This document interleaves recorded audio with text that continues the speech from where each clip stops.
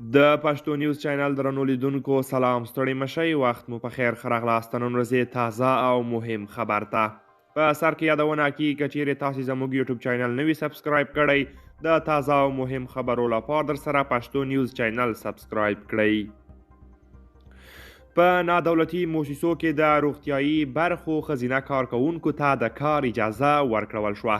خبري سرچینو ویلي چې د طالبانو د روغتیایي وزارت په نادولتي موسسو کې د روغتیایي برخې ښځینه کارکوونکو ته بیرته د کار اجازه ورکړې ده.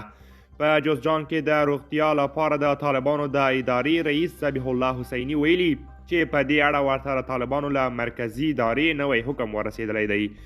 د طالبانو د مرکزي ادارې چارواکو او ویاندویانو په دې اړه څه نه دي ویلي.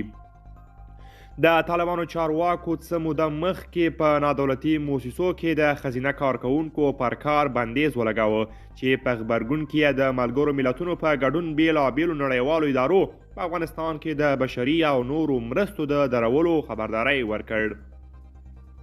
د طالبانو د ادارې چارواکي له دغه خبرداریو وروسته په نرمېدو ښکاري او تمه کیږي چې د دې پریکړې ترڅنګ به د ښځو پر وړاندې له ښځینه افراطي پریکړو په شا شي. دوستان دا و زموږ د نن ورځې چمتو کلی خبر تر بیا ښه وخت.